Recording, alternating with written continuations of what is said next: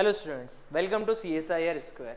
मैं प्रोफेसर विकास सूर्यवंशी आप लोगों के लिए आज जानकारी लेके आया हूँ DVDET एग्ज़ाम के बारे में, जो कि है डॉक्टोरल इंटरेस्ट टेस्ट, PhD में एडमिशन के लिए एग्जामिनेशन। DET जैसे मैंने आपको बताया, इसका फुल फॉर्म है डॉक्टोरल इंटरेस्ट टेस्ट, जो कि 31 अक्टूबर 2023 को हो चुका है इसका एग्ज़ाम, और 1 दिसंबर 2023 में इसका रिजल्ट भी आ चुका है।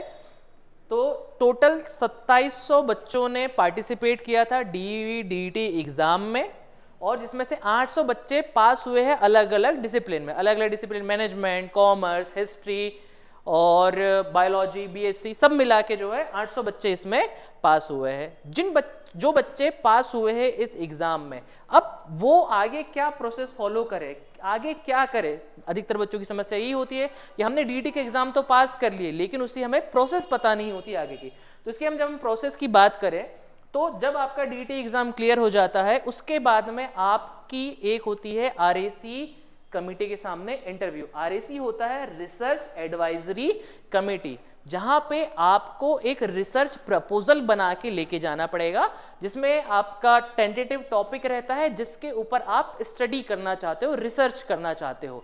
साथ ही साथ RAC कमेटी में आपसे क्वेश्चंस ये पूछे जाते हैं कि आप ये रिसर्च क्यों करना चाहते हो, क्यों आप पर्टिकुलर फील्ड में आ रहे हो रिसर्च करने के लिए।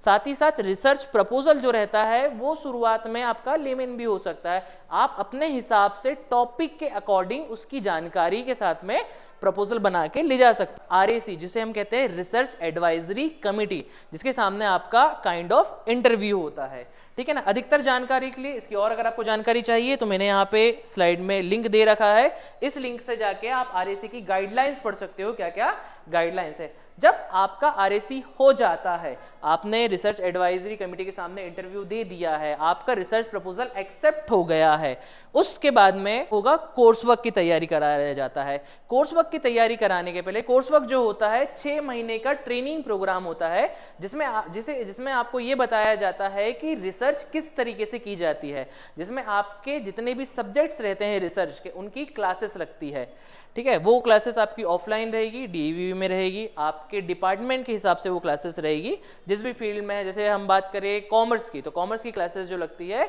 स्कूल ऑफ कॉमर्स में लगती है।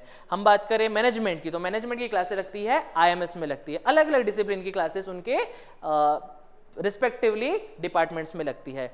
कोर्स वर्क में इनरोल होने के पहले, कोर्स वर्क पढ़ने के पहले आप लोगों से एक फीस भराई जाती है, जिसे हम कहते हैं रजिस्ट्रेशन फीस, जिसका अमाउंट लगभग 32,000 रुपए के आसपास रहता है, जो आपसे, और इसी डेट से, जिस समय आपने रजिस्ट्रेशन फीस भरी है उसी समय से आपका रजिस्ट्रेशन ईयर काउंट होना चालू हो जाता है PhD का। मान लिया जाता है कि हाँ, आप PhD में रजिस्ट्रेशन हो चुका है। अब इसमें एक पॉइंट और जो मैं आपको ऐड करना चाहता हूं प्रीवियस स्लाइड में, कि जब RAC में आप रिसर्च प्रपोजल लेके जाते हो, तो उस समय में आपको एक रिसर्च गाइड ढूंढना रहता है। आइदर अगर आपकी कोई पहचान का रिसर्च गाइड है, जो आप चाहते हो कि हाँ, मुझे इन गाइड के अंदर में PhD करना है, उनकी सुपरविजन में करना है, तो आप उन गाइड के पास जाइए, उनसे NOC भरवाइए। आप NOC लेके जानी पड़ेगी, NOC साइन करवाना पड़ेगा कि हाँ, हम इन गाइड सर या गाइड मैम के अंडर में PhD करना चाहते हैं। देन वो आपका प्रेजेंट होगा RAC में। तो RAC आपके दो चीजों के लिए रहती है, एक रिसर्च प्रपोजल एक्सेप्टेंस के लिए कि हाँ, आप जिस टॉपिक पे रिसर्च करना चाहते हो वो सही है, और दूसरा रहता है आपका गाइड फाइनलाइजेशन के लिए, कि यहाँ पे आपको गाइड अलॉट कर दिया जाता है। गाइड अलॉटमेंट की लिस्ट यूनिवर्सिटी हर थोड़े थोड़े टाइम में डालती है। अभी भी किस गाइड के अंडर में कौन सी वैकेंसी, कितनी वैकेंसीज खाली है, इसकी लिस्ट DAV की वेबसाइट पर डल चुकी है, उसकी लिंक मैं आपको आगे दे दूंगा। हम बात कर रहे हैं clearance of RAC। Course work RAC के बाद में होता है जब आपका गाइड फाइनल हो जाता है। कोर्स वर्क के लिए फिर हम जाते हैं, कोर्स वर्क जो होता है आपका ऑफलाइन होता है, वो DAV में होगा, जो मैंने आपको बताया 6 महीने का कोर्स वर्क रहता है, जिसके बाद में इस कोर्स वर्क का एग्जाम होता है। जैसे हम लोगों ने सेमेस्टर एग्जाम दिया है, ठीक इसी तरीके से कोर्स वर्क का भी एग्जाम होता है, और उसमें आपके जो भी सब्जेक्ट्स आपने पढ़े हुए सारे सब्जेक्ट्स रहते हैं, उनका एग्जाम होता है। फिर उसके बाद में एग्जाम के 1 महीने बाद में आता है रिजल्ट। जब आपका रिजल्ट आ जाता है, रिजल्ट आने के 3 महीने के अंदर आप लोगों को सिनॉप्सिस बना के सबमिट करना रहता है, जो हम बात करें after course work. Course work के बाद में एग्जाम आता है उस कोर्स वर्क का। कोर्स वर्क का जब रिजल्ट आता है उसके बाद में आपको सिनॉप्सिस बना के सबमिट करनी होती है। सिनॉप्सिस क्या होती है? सिनॉप्सिस जो आपने रिसर्च कोर्स वर्क में पढ़ा हुआ है, आपने कोर्स वर्क में पढ़ा है रिसर्च किस तरीके से की जाती है, अलग अलग सब्जेक्ट पढ़े हैं, उन सब्जेक्ट के हिसाब से आप फाइनल रिसर्च प्रपोजल बनाते हो, जिसे हम कहते हैं सिनॉप्सिस, जो प्रॉपर प्रिस्क्राइब्ड फॉर्मेट में होती है। एक प्रकार का फॉर्मेट होता है, बिकॉज अब आपने यहाँ पे लिटरेचर रिव्यू भी पढ़ चुके होते हो, आपने यहाँ पे डेटा एनालिसिस भी पढ़ चुके हो, आपने यहाँ पे ये भी पढ़ चुके होते हैं कि थीसिस किस तरीके से लिखते हैं, आपने यहाँ पे ये भी पढ़ चुके हैं कि रिसर्च पेपर्स किस तरीके से बनाते हैं, रिसर्च एथिक्स के बारे में पढ़े हुए होते हो। तो उसके बिहाफ पे, उसके बेसिस पे आप क्या बनाते हो? सिनॉप्सिस। देन उसके बाद में 3 महीने बाद में आपको सिनॉप्सिस सबमिशन रहता है। जिस दिन आपका सिनॉप्सिस सबमिशन रहता है उसके बाद में फिर आपका होता है एक इंटरव्यू, जिसे हम कहते हैं आरडीसी। आरडीसी होता है रिसर्च डेवलपमेंट कमिटी।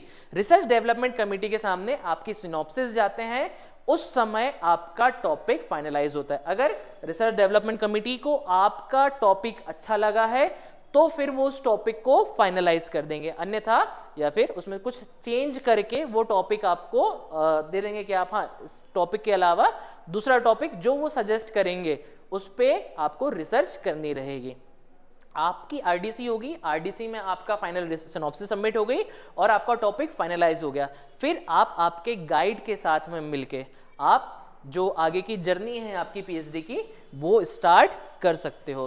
फिर जो आपके रिसर्च गाइड या जो सुपरवाइजर है जो भी आपको गाइडेंस प्रोवाइड करेंगे उस हिसाब से आप अपनी पीएचडी आगे कर सकते हो, जो कि 3 साल 4 साल या 5 साल की डिपेंडिंग अपॉन आप कितने टाइम में कंप्लीट करते हैं वो रहेगी।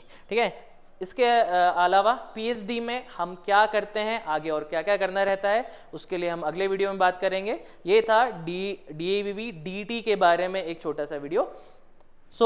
अधिकतर जानकारी, अगर आपको और भी जानकारी चाहिए तो आप CSIR स्क्वायर की वेबसाइट पे जा सकते हैं। साथ ही साथ आप हमारे यहाँ पे ऑफलाइन भी आके देख सकते हैं। हमारा एड्रेस है 2nd फ्लोर मालवा टावर।